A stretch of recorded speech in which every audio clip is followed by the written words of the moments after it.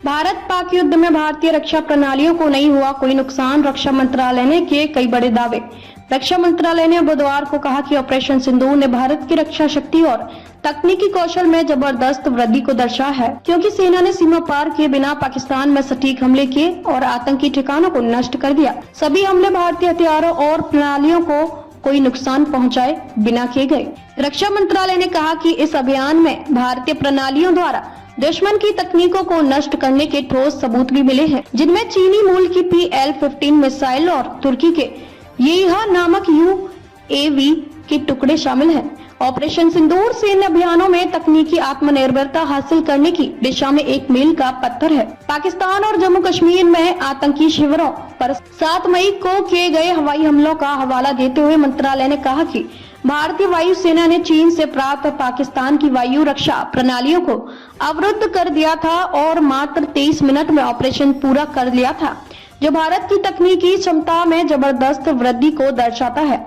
मंत्रालय ने कहा, लंबी दूरी के रॉकेट, क्वाडकॉप्टर और वाणिज्यिक ड्रोन बरामद किए गए। इनकी पहचान से पता चलता है कि पाकिस्तान ने विदेशों से हासिल किए गए उन्नत हथियारों का फायदा उठाने की कोशिश की, लेकिन भारत का स्वदेशी वायु रक्षा और इलेक्ट्रॉनिक युद्ध नेटवर्क बेहतर साबित हुआ। इसमें कहा गया कि थल सेना, नौसेना और वायुसेना की विभिन्न प्रणालियों से युक्त भारत की वायु रक्षा प्रणालियों ने असाधारण तालमेल के साथ काम किया और एक अभेद दीवार का निर्माण किया, जिसने पाकिस्तान की अधिकांश जवाबी कार्रवाइयों को विफल कर दिया।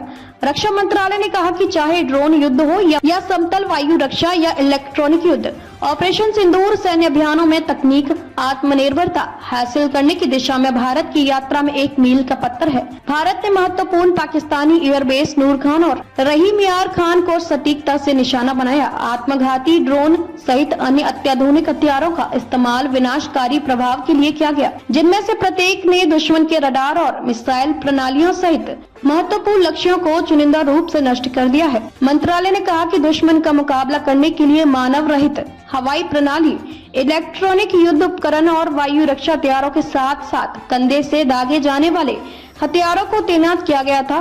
बहुस्तरीय रक्षा प्रणाली ने 9 से 10 मई की रात को भारतीय एयरबेस और रसद प्रतिष्ठानों पर पाकिस्तानी वायु सेना के हमलों को विफल कर दिया।